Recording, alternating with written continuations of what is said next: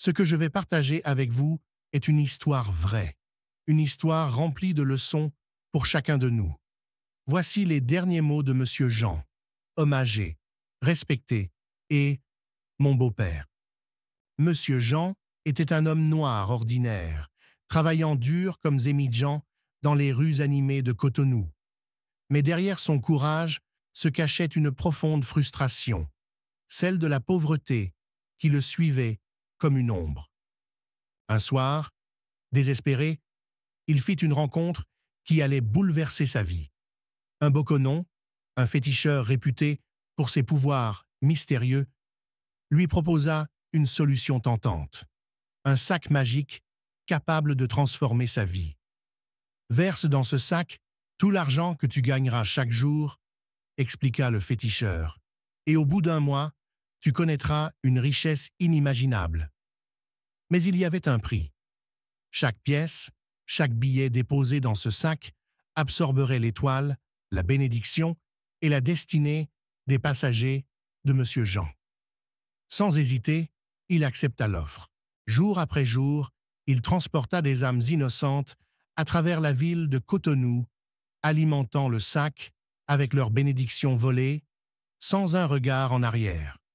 Un mois plus tard, le miracle se produisit. Monsieur Jean devint immensément riche. Sa maison se transforma en palais, et sa femme, mise dans la confidence, lui conseilla la prudence. Continue ton travail de Zémidjan, ne dévoile pas ta soudaine richesse. Le monde est rempli d'yeux jaloux. Mais cette richesse avait un goût amer. En effet, jour après jour, Monsieur Jean, sans remords apparents, continuait d'alimenter son sac magique en collectant les bénédictions de ses passagers.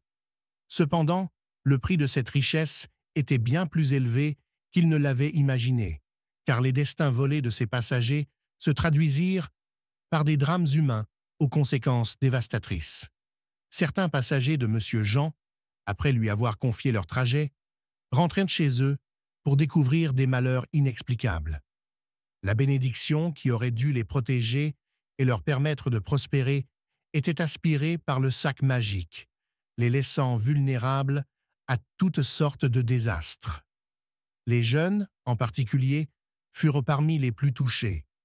Beaucoup montaient sur la moto de Monsieur Jean pour des courses avec l'espoir d'un avenir brillant, mais leur projet semblait s'effondrer après ce simple trajet. Leur étoile, cette lumière intérieure qui les poussait à avancer, avait été capturée par le sac et offerte en échange de la fortune de Monsieur Jean. Ces tragédies alimentaient un cercle vicieux. Plus Monsieur Jean transportait ses passagers, plus il s'enrichissait, mais à un coût humain insupportable. Un matin, sous le soleil ardent de Cotonou, Monsieur Jean s'arrêta pour prendre un nouveau passager. L'homme, vêtu simplement, mais dégageant une aura de paix, le salua chaleureusement. « Bonjour, frère. Puis-je monter ?» Avant de s'asseoir sur la moto, l'homme ferma les yeux et murmura une prière. « Seigneur Jésus, je couvre ce trajet et l'argent que je vais remettre à ce chauffeur sous ton sang précieux. Protège ma destinée et annule tout plan des ténèbres contre ma vie. Amen. » Monsieur Jean, habitué à des clients pressés, fut surpris, mais ne dit rien. Une fois le trajet terminé, le chrétien tendit un billet en souriant. « Que Dieu te bénisse, frère. » Monsieur Jean prit l'argent sans hésitation, impatient de l'ajouter à son sac magique. Mais il ignorait que cet acte allait déclencher un effet domino qui bouleverserait sa vie. De retour chez lui, Monsieur Jean ajouta le billet du chrétien dans le sac magique. À son grand étonnement, au lieu d'absorber la bénédiction du passager, comme d'habitude, le sac commença à vibrer violemment. Une fumée sombre s'en échappa, accompagnée d'un bruit terrifiant.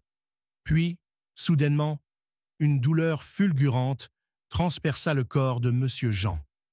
Cette nuit-là, il fut saisi par une fièvre inexplicable, suivie d'une paralysie progressive. Aucun médecin, aucun féticheur ni même les rituels habituels ne purent apaiser son mal. Ses richesses accumulées ne pouvaient rien contre ce qui semblait être un jugement divin. Cloué sur son lit de mort, rongé par la douleur et le désespoir, Monsieur Jean convoqua son beau-fils pour lui livrer un secret qu'il avait gardé trop longtemps. Son visage était marqué par la souffrance, mais dans ses yeux, une lumière d'humilité commençait à briller.